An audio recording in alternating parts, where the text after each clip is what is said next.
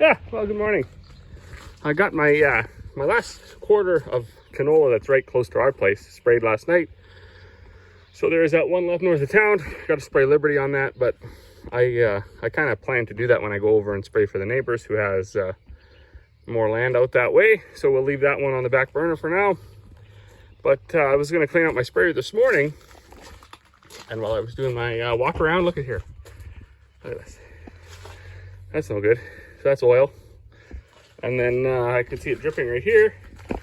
And I have the feeling, because of the leak, this fitting, there must be, the O-ring must be gone out of here. So I do got that busted loose. I got to spin that off. Hopefully I have an O-ring big enough to fit on there. And then that'll be kind of a quick enough fix. So my sprayer had been acting up earlier on in the season where the rate wasn't right. And I don't know for sure, but I'm assuming, you know, hydraulic flow to the pump, aeration in the fluid, possibly nozzles being plugged up, something like that. So we've been eliminating. We did put a new flow sensor on there. That seemed to get a lot better. I switched over. I sprayed that Liberty. That Liberty is tough chemical. So if the water gets too cold, it seems to make it worse. Somebody did mention in my YouTube video the other day that the Liberty should be warmer. So leave it out in the sun and it'll help with the foaming. We do use lots of Halt. That's an anti-foamer. But still, we use water right out of our well. We got a good well, lots of water, so we can always keep up even if we're spraying 10 gallons an acre. But if you fill that tank up and you leave it in the sun for a day or two, obviously the water gets a little bit warmer. So the first fill, right, that holds almost 2 full sprayer tanks, not quite. The first fill is always no problem. Then you get the pump filling the tank, so it's adding cold water in there. Second fill usually isn't a problem. But by the third and the fourth fill, that water out of the well is ice cold. So then the foaming, it just almost gets out of hand. You almost can't do it. So actually the other day, I just stopped. I let it sit in the tank for an hour or so, went in, had supper, watched the rest of the hockey game, and then I came back out and sprayed it. Yesterday, we went through and we did all those diaphragms on those, whatever, no drip valves or whatever they call them. I think the theory is once your thing pressures up to a certain pressure, that valve opens up and the nozzles can spray. And once it gets below a pressure, they close up so the nozzles don't drip or spray or anything. So we took the day yesterday, or an hour or so anyways, and we cleaned them all up. They were all working really good. So new flow meter, we got all those cleaned out, cleaned the screens out. And now I'm going to get this taken apart. Hopefully, I mean, I doubt this has much to do with the problem. However, with oil being $140 a pail, it's cheaper to fix the leaks than to add oil. So of course we used to joke that, you know, hoses and fittings and stuff were expensive. So the guy could just add another half a pail of oil every day and call her good. But we've now shifted around where the oil is so expensive, it's just cheaper to fix the problem. So I'll get that off, put one more. I do believe this holds like 200 gallons of fresh water. This is the rinse tank. So I've already pumped 200 gallons through the rinse nozzles in the big tank. I pumped 200 gallons through the booms. This is full again. So once I get my fitting changed, I'll pump another 200 gallons through the booms, through the filters, through everything. And then I'll switch over and we'll spray our peas. One thing you don't want to spray on peas, you know, that are this tall is Roundup, because that's a quick harvest right there. So the valve's out, or the fitting, I guess. Whenever I have a leaking fitting and I take it apart, I'm always hoping to see the O-ring just completely thundered. Of course, this one doesn't look that bad, but it was leaking, right? So obviously it's not working. Now we do have various kits here. O-ring Boss, O-ring connections. Now, the unfortunate thing is when you get into stuff that size, lots of times you don't have they ain't gonna be in here. So that ain't gonna work. We do also have this other one though.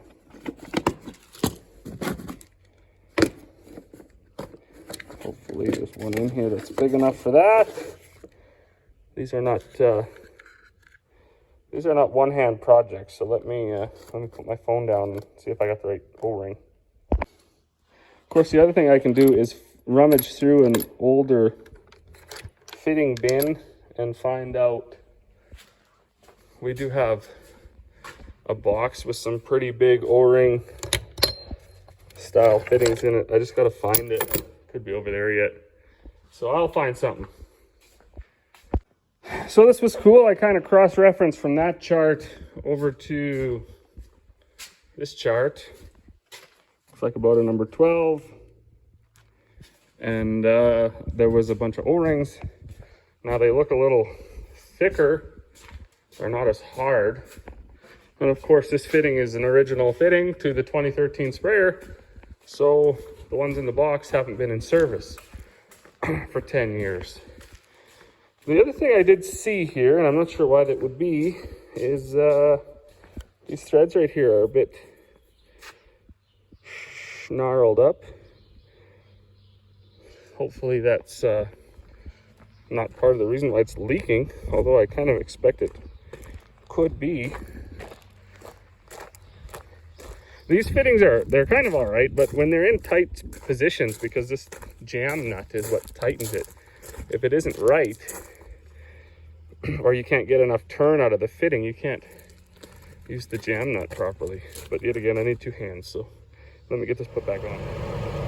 Well, I changed the O-ring out. It leaked again right away, so I was getting pretty mad. I thought I needed a new fitting. Luckily, my dad showed up, and I said, hey, just stick your head under there and watch that when I kick the pump in. And he said, it's not even coming from there, guy. It's coming from up top. So it was actually this plug. The O-ring was gone right out of it, and it was actually loose. So thank God for dads, I guess.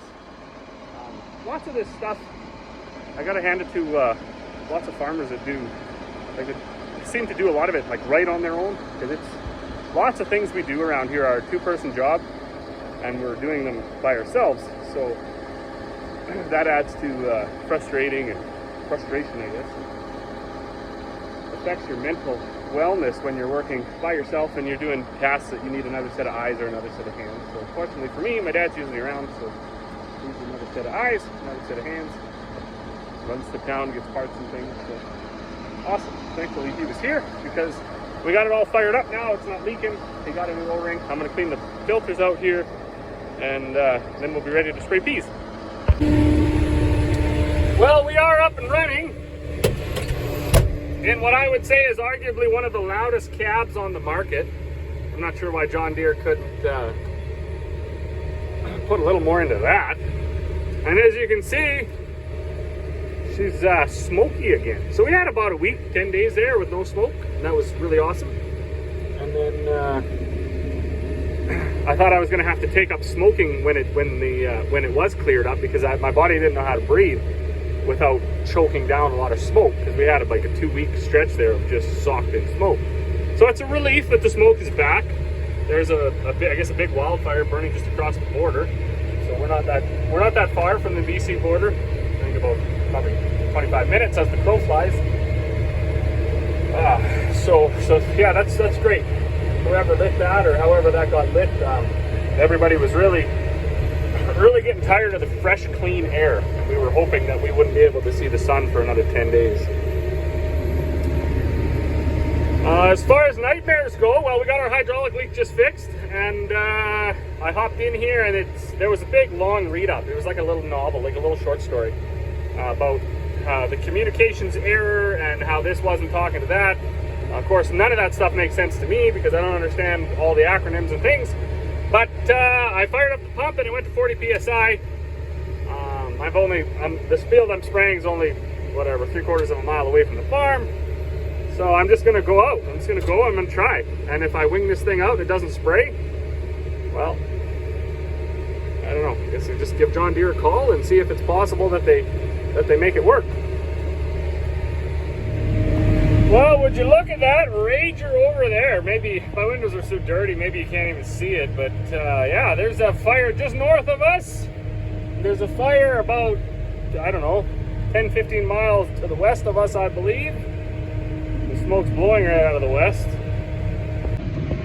We just got cleaned out and switched over, so I finished that.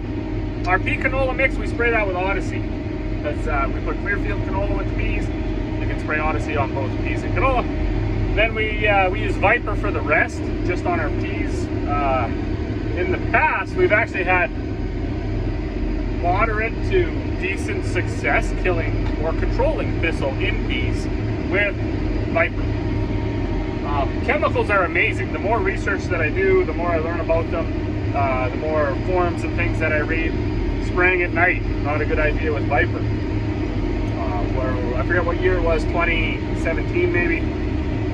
My parents, they had gone up to, well, they went up to Alaska, and so I was here kind of by myself. The wind blew all day, and so I was spraying. I had to spray everything at night, and you know, it just wasn't where it should have been. So I do kind of believe that I don't know if a plant goes semi-dormant or something once the sun goes down, but I don't think they take in as much. So definitely I try to spray as much as I can in the daytime. Now with all this smoke, I don't know, that's obviously going to affect it somehow.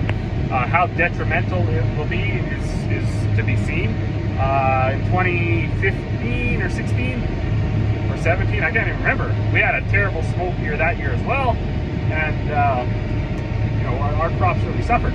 Now that smoke came later on in August, or I guess maybe it was early August, late July. Just that the crops were really, you know, really finishing out filling, and they were really impacted. In fact, I was talking to a crusher, and he said they could even tell in the crush, like the way the canola crushed, that it had a lot of smoke around it when it was doing its thing, making seeds. So, anyways, I gotta get off of the old telly here. I'm gonna go over and spray this field. I sprayed it once already. I sprayed it with Centurion just to get a control of some of the grass. This is, it's been quite a year's out of hay, but man, that alfalfa and stuff, that was hard to get. Like when we plowed it and worked it, and we've had it in crop now for about 5 or 6 years, but it's still, holy man, it's still a nightmare. So, anyways, let's get there and get her winged out. Well, this is quite an interesting contrast for the afternoon. It was 3 o'clock. That's wildfire smoke from the fire a little bit south and a bit west. There's so it's pretty rough that way. The fire is over there, so all the smoke's coming that way. The wind, I believe, is blowing out of the south. You know, blowing east, southeast, I guess. We're pan over a little bit. Now this is straight west. There is another wildfire burning right there as well. So not a big spread, but say, I don't know, probably 20, 30 miles. 20 miles anyways. That's also coming this way. And then as we pan to the north, we were supposed to be under that blue sky. You can see, like, it's crazy where the smoke stops. But then over there's another raging wildfire. So that's to the north, and of course the smoke is getting carried further north.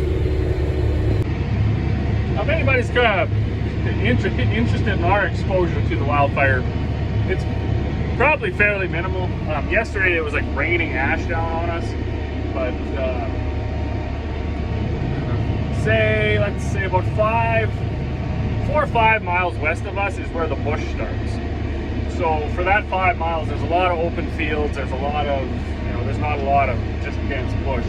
So most likely the fire isn't going to just rapidly travel across there. At least I hope not. You know, that, not to say that, you know, we're totally out of the path. I mean, if there's some big hot embers or ash or something that lands around the farmyard, we have a 40-acre piece of, that's our yard, and, you know, probably 20 some acres of that is bush. Mostly when it's smaller like that, it's a little bit managed and there's cattle and stuff in there. There's not so much deadfall and undergrowth and stuff in there. It's trampled down and it's a bit maintained, and then it's a little more lush too when it's a smaller patch of bush. So I don't think that we're at too high of a risk. The phone was dinging a couple times today. Unfortunately, there's a community south. Somebody gets turned around here. They're a little bit south, mostly west of us. They got evacuated last year, and I guess the alert indicated that they should be on an alert evacuation notice or something. So very unfortunate for those folks to go through this twice year to year. What's getting it? I don't know. Like, we were talking about it at lunch. So this fire over here, I don't know if you can see it in this view, but that fire, so that's the one that's north and a little bit east of us. And there was one basically west and a little south, and one west and a little north. So Buddy, he come in yesterday. I guess he was out go-karting around. Excuse me. And he came whipping down into the yard. He said, "Dad, there's smoke out in the field." So we jumped in for his car and we went out there. Of course, it was quite a bit further away than we thought. But this is crazy. So on the way driving out to the fire, that was west and a little north. That was the first smoke we saw. On our way out there, the one that was west and a little south popped up. We didn't get all the way out to the fire. Of course, I'm not an ambulance chaser. Anyways, once I found out that my neighbors, it wasn't at any of my neighbors' property. I mean, I turned around and come home. I didn't need to drive out to see the fire and get in everybody's way. I wasn't going to fight it anyways. So, or I guess I'm not going to fight it anyways. I got spraying to do. So I may as well get out of the way and let the people that are going to fight it. But on our way back, that fire started up. The one to the north and a little bit east of us. So it was bang, three, like bang, bang, bang. They all just, so I don't know. I mean, it is hot, and it is dry, and it is whatever, but I mean, it's been hot and dry before, and we haven't had fires just like, you know, erupt 3, 4 at a time, and then get to the scale that these are getting to. So, unfortunately, my crappy old iPhone 6 or 10 or 7 or whatever this thing is, iPhone SE, I'm not even sure. Probably the camera doesn't do it justice, but it's fairly dense. And what a contrast. So that's straight to the south, like orange, and then straight to the north, blue sky, and then a little bit of white smoke from that fire. But I've got like, oh man, I'm getting tired. I'm getting tired. I got 120 gallons left. This is my first tank of Viper, and I sprayed Viper one year and had actually pretty good luck.